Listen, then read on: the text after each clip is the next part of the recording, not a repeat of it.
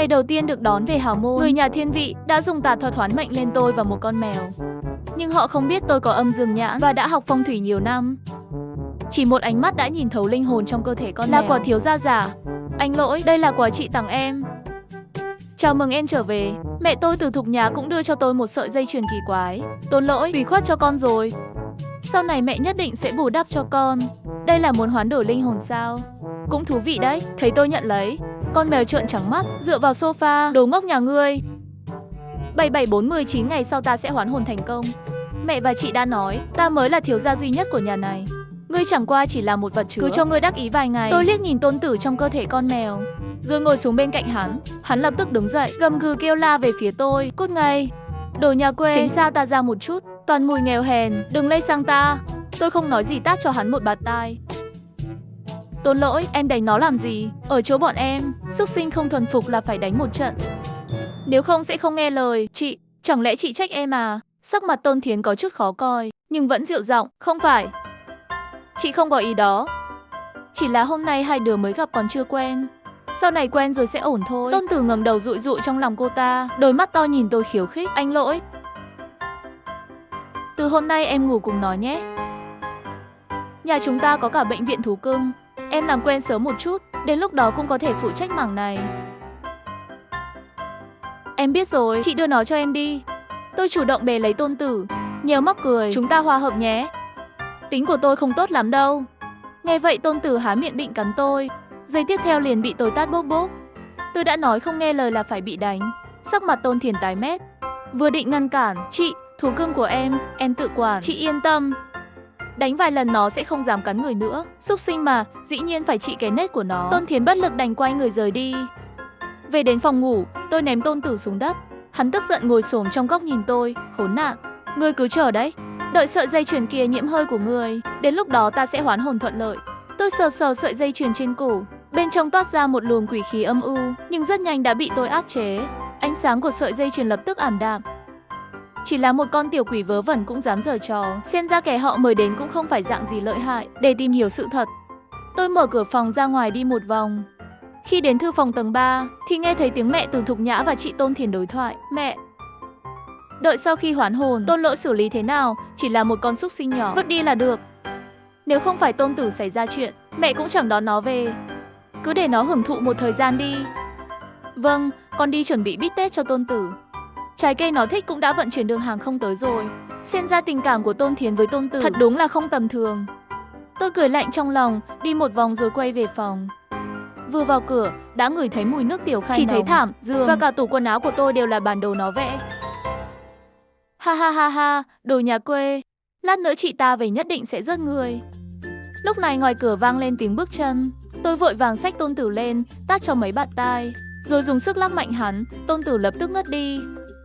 Giây tiếp theo cửa mở. Chị, em không biết nó bị sao nữa. Tự nhiên lại thành thế này. Chị xem có phải nó bị bệnh không? Tôn Thiến vô cùng lo lắng, vội vàng bế Tôn Tử lên, lập tức bị mùi nước tiểu khai nồng trên người nó sộc lên suýt nôn.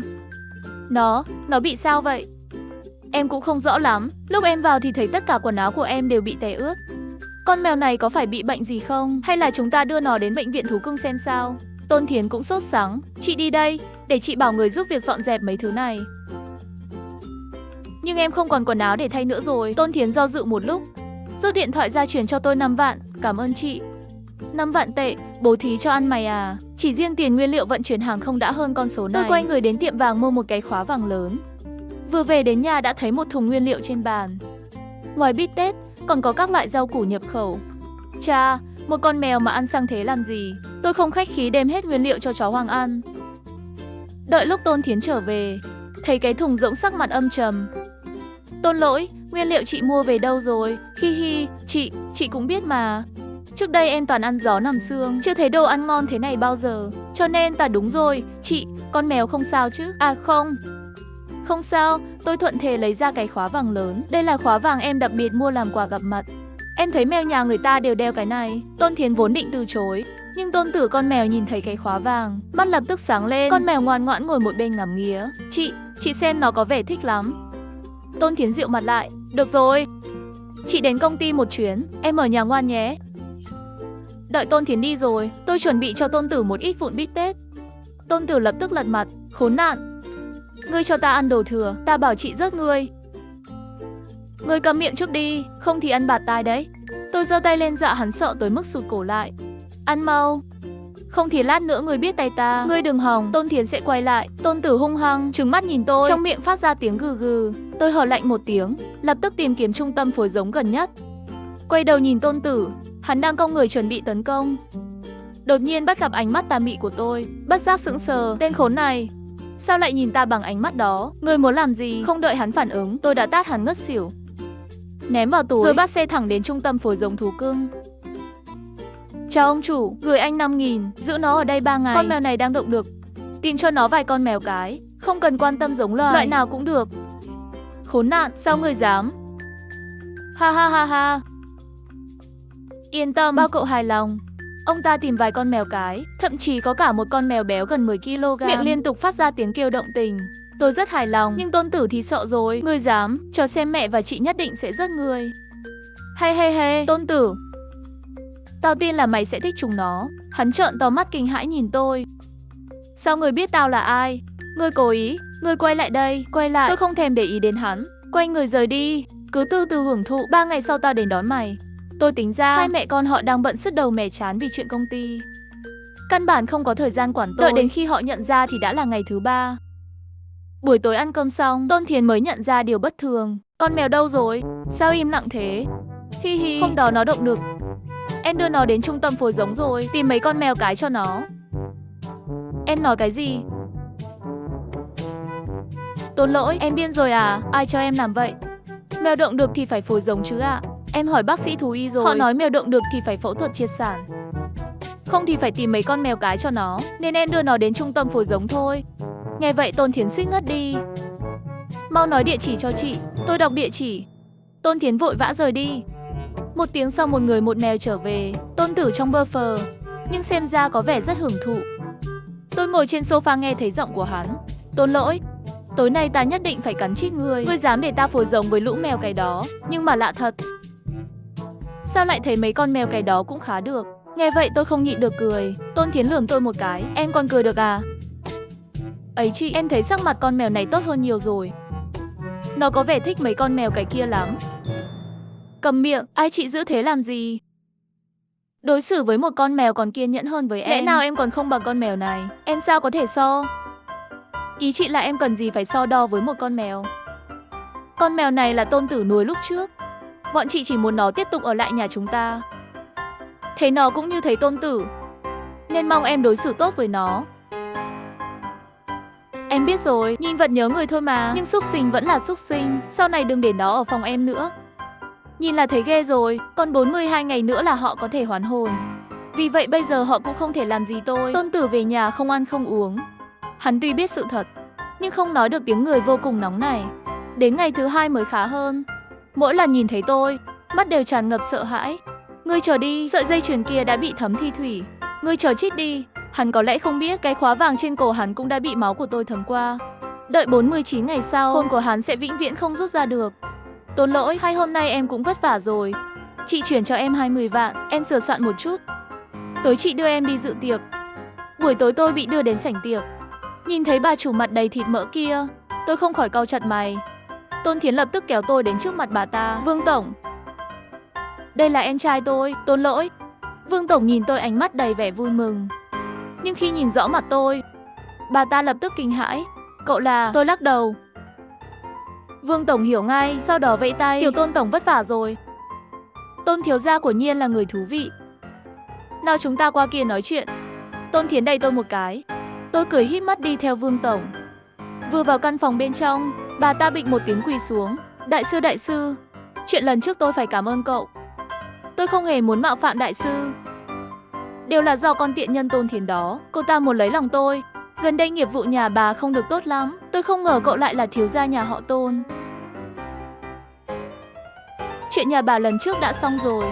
Hiện tại thân phận của tôi không tiện tiết lộ, nhưng cục tức này tôi nuốt không trôi. Bà phải giúp tôi một việc. Tôi ghé tai nói nhỏ vài câu. Vương Tổng lập tức hiểu ra. Hiểu rồi, cậu yên tâm. Tôi nhất định xử lý cô ta. Bà ta lập tức gọi vệ sĩ đến dặn dò một lượt. Trước khi đi còn đưa cho tôi một cái thẻ. Cảm ơn đại sư, cậu xem tài vận tương lai của tôi. 3 năm tới phát triển ổn định. Đừng giở mấy trò vớ vẩn nữa. Nhớ kỹ phải hành thiện. Tôi hiểu. Tích đức hành thiện. Vì tiền và cả sức khỏe. Tôi nhất định sẽ tuân theo lời đại sư. Lúc tôi về nhà đã là nửa đêm. Tôn Tử vậy mà chưa ngủ. Thấy tôi về hắn cười khẩy. Khốn nạn, ngươi về rồi à? Vương tổng hầu hạ tốt chứ? Ta đã nói với chị, cho ngươi nếm thử mùi vị của mụ béo đó thế nào. Vương tổng nhiều chiêu trò lắm, đúng không? Tôi cười, đi về phía hắn, túm lấy gáy hắn. Tôn Tử, chị của mày cũng ngu như mày, lại nghĩ ra cái cách thiểu năng như vậy. Tao khuyên mày, sau này thấy tao thì cút xa một chút. Ngươi chờ đi, còn nửa tháng nữa là ta thành công rồi. Đến lúc đó ta nhất định khiến ngươi sống không bằng chết. Ha ha ha, vậy chúng ta cứ chờ xem. Mấy ngày trôi qua, Tôn Tử không dám chủ động đến tìm tôi nữa. Chỉ là họ không nhận ra thời gian Tôn Tử ngủ lịm đi ngày càng nhiều. Ngược lại Tôn Thiến lại để ý con mèo này. Sao vậy? Sao ngày nào cũng ngủ lâu thế? Chị, nó là mèo mà, một ngày ngủ mười mấy tiếng là bình thường. Ừ thế à? Đương nhiên, mèo nhà ai mà không ngủ chứ? Tôn Thiến không nói gì. Từ Thục Nhã nhìn cái cổ trống chân của tôi cau mày. Tôn lỗi. Sợi dây chuyền mẹ tặng con sao con không đeo? Ồ, mẹ nói cái đó à? Không hợp với nên quần con áo. Không đeo, chỉ là một sợi dây chuyền thôi mà. Trước giờ con không thích trang sức lắm. Trước kia là trước kia, bây giờ là bây giờ. Còn bây giờ là thiếu gia nhà họ Tôn, cũng nên có chút trang sức để phối đồ. Đó là đồ ba con để lại đấy. Rất có ý nghĩa kỷ niệm. Vâng, lát con lên lầu tìm đeo. Chỉ là bà ta không biết ánh sáng của sợi dây chuyền này đã hoàn toàn khác trước. Ngược lại, cái khóa vàng lớn trên cổ Tôn Tử ngày càng ảm đạm. Đến tối, tôi bỗng nghe thấy Tôn Thiến ở phòng khách, vừa vuốt ve Tôn Tử vừa lẩm bẩm. Tôn Tử em dáng nhịn. Sắp được giải thoát rồi. Tôn Tử dựa vào lòng cô ta, một người một mèo thâm tình nhìn nhau. Lúc này điện thoại Tôn Thiến vang lên. Khoảnh khắc bắt máy, sắc mặt cô ta càng thêm xa sầm. Đứng dậy ném Tôn Tử sang một bên rồi đi thẳng. Tôn Thiến, cô bị thần kinh à? Quay lại đây cho ta, quay lại. Tôn Thiến đi rồi, tôi từ từ ngồi xuống sofa. Tôn Tử theo bản năng rụt cổ lại. Ngươi đừng qua đây, đừng qua đây. Hừ.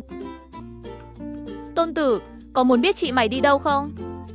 Đi, tao đưa mày đi xem. Tôi xách hắn ra ngoài. Thấy Tôn Thiến lên một chiếc xe, tôi liền đi theo sau. Tôn Tử cảnh giác nhìn tôi. Hey, chị Tôn Thiến của mày có người bên ngoài rồi. Thấy chiếc xe kia chưa? Tôn Thiến khoác tay một ông già gần 50 tuổi đi vào khách sạn. Tôn Tử lập tức sụp đổ. Tại sao? Tại sao? Hey, con người mà, đều muốn trèo cao thôi. Mày còn có thể phối giống với đám mèo cái kia. Tôn Thiến dĩ nhiên cũng có thể rồi. Ha. Một tuần sau đó, Tôn Tử cứ thấy Tôn Thiến là xù lông. Sắc mặt Tôn Thiến cũng ngày một khó coi.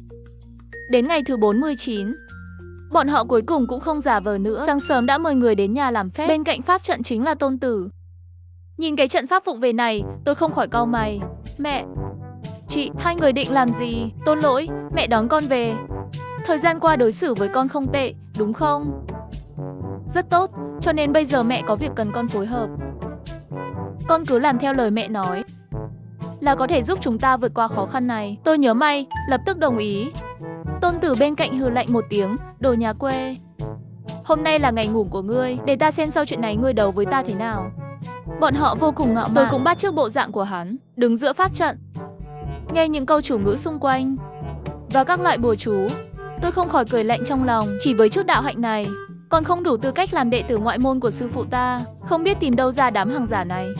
Đột nhiên âm thanh dừng lại, chỉ nghe một tiếng quát lớn. Ê, tôi không thèm để ý. Tôi búng ngón tay, lá bùa trong lòng bàn tay lập tức nóng lên. Tiếp đó một cơn gió lốc ập đến, khiến mọi người không mở được mắt. Vài phút sau, gió lốc ngừng lại. Tôi từ từ mở mắt, giả vờ mệt mỏi. Từ Thục Nhã lao đến trước mặt tôi. Tôn Tử, con thế nào rồi? Cảm giác ra sao? Mẹ, con thấy đói, muốn ăn cơm. Được, mẹ chuẩn bị cá hồi và bít tết con thích nhất. Người đâu, mang bữa sáng lên. Mẹ tôi vô cùng kích động. Tôi chớp mắt. Mẹ nói linh tinh gì vậy? Con là Tôn lỗi mà. Tôn Tử không phải đã sớm chết rồi sao? Với lại con không thích cá hồi, lấy cho con ít quẩy với sữa đậu nành là được rồi. Sáng sớm ngủ bù mà cũng mệt thật, ồn ào quá. Sao lại thế này? Sao lại không thành công? Các người làm ăn kiểu gì vậy? Tôn Thiến cũng sốt ruột. Niệm kinh mau niệm kinh. Tôi nhớ mày liếc nhìn Tôn Tử bên cạnh. Lúc này hắn đã ngủ say, hoàn toàn không biết chuyện gì đã xảy ra. Tôi cười, giật phăng sợi dây chuyền trên cổ, ném xuống trước mặt họ. múa diều quá mắt thợ. Sau đó tôi đánh ra một lá linh phù, giữa pháp trận bùng lên ngọn lửa. Một con mèo trắng bước ra, dọa tên đạo sĩ kia vội vàng lùi lại. Tà ma ngoại đạo cũng dám giở trò. Mẹ, chị, hai người đều bị lừa rồi. Phải tin vào khoa học.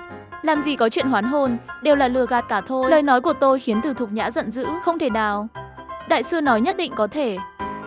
Mấy thứ này đều là tôi bỏ tiền ra mua. Hư, rõ ràng ông ta là kẻ lừa đảo. Lúc này gã đạo sĩ kia đã biến mất không dấu vết. Ánh mắt Từ Thục Nhã nhìn tôi đầy ác độc. Tao không quan tâm, tóm lại mày phải chết. Hay. Từ Thục Nhã, bà thật sự khiến tôi quá thất vọng. Tôi đá Tôn Tử con mèo một cái, hắn ngã lộn 7 vòng 8 nẻo. Mở mắt ra, thấy Từ Thục Nhã rồi lại nhìn bản thân. Hắn lập tức hét lên. Sao lại thế này? Tôi dán một lá bùa lên người hắn. Giọng nói của Tôn Tử truyền đến tai bọn họ. Sao tao vẫn là mèo? Tại sao? Mày dĩ nhiên chỉ có thể là mèo rồi. Cả đời này chỉ có thể bị phong ấn trong cơ thể con mèo này. Thấy chưa? Khóa vàng trấn hồn chuyên khóa ác linh. Từ nay về sau, mỗi ngày mày sẽ được trải nghiệm. Cái gì? Mày, tự giới thiệu một chút. Tôi truyền nhân đời thứ 13 của Tân Huyền Tông. Tôi bẩm sinh có âm dương nhãn, từ nhỏ đã bái Bạch Mi đạo nhân. Học thuật phong thủy trừ quỷ. Ngay từ ngày đầu về nhà, tôi đã biết mọi kế hoạch của các người. Chơi với các người 40 mấy ngày qua. Cảm ơn nhé, yêu các người. Tôi làm biểu tượng trái tim với họ. Ánh mắt mọi người nhìn tôi đều thay đổi. Tôn Thiến gào lên, khốn nạn. Đồ khốn nạn, mày lấy gì so với Tôn Tử? Tại sao mày phải quay về? Chị quên là chị tìm tôi về mà. Ban đầu lúc các người hại ngủm ba tôi, đáng lẽ phải nghĩ đến ngày hôm nay. Nhưng chắc các người không ngờ, đứa trẻ bị các người cố ý vứt đi là tôi lại sống sót được trên ngọn núi đó. Còn bái Bạch Mi đạo nhân làm sư phụ. Nhưng không sao, sau này nhà họ Tôn là của tôi, còn chị thì cứ cùng Tôn Tử, là một cặp mèo vợ chồng yêu thương nhau đi. Nghe vậy Từ Thục Nhã đã hoàn toàn ngất lịm. Tôn Thiến sợ hãi tụt độ. Tôi rút hồn phách của cô ta ra, nhét vào con mèo trắng lớn lúc nãy. Xách cô ta và Tôn Tử đưa đến trung tâm phối giống lúc trước. Ông chủ vừa thấy tôi đã cười té tét. Cậu trai lại đến à? Lần này vẫn là phối giống. Ông chủ, anh thông minh thật. Hai con mèo này tôi không cần nữa. Con mèo trắng tặng anh làm giống, còn con này thì cứ dùng để phối giống. Tuyệt đối đừng để chúng chạy mất. Cậu yên tâm đi, tôi mở ở đây bao nhiêu năm, trừ khi chết, chưa bao giờ có con nào trốn được. Trước ánh mắt kinh hãi của hai con mèo, tôi làm thủ tục. Tôn Lỗi, thả ta ra, thả ra. Ta biết sai rồi, ta sai rồi, ta không muốn. Ta với ngươi là anh em, ngươi không thể đối xử với ta như vậy. Tôi không thèm để ý hắn. Nhìn ông chủ, con mèo trắng này không thích mèo đẹp. Mấy loại ngô ngạn tổ trong giới mèo, đừng sắp xếp cho nó, càng xấu càng tốt. He hiểu rồi. Nó còn có sở thích kỳ lạ này. Tôn Lỗi, đồ xúc sinh. Mày không xứng làm em tao. Tôi quay người rời đi. Vẫn nghe tiếng gào của Tôn Thiến phía sau. Mày quay lại đây. Tôn Lỗi, quay lại đây. Tao biết sai rồi. Sau chuyện này, Từ Thục Nhã đã hóa điên. Tôi đưa bà ta vào bệnh viện tâm thần. Thể xác của Tôn Thiến cũng thuận lý thành chương, trở thành người thực vật. Còn gia sản nhà họ Tôn cũng bị tôi đoạt lại. Từ đó tôi trở thành người giàu nhất địa phương. Hết rồi.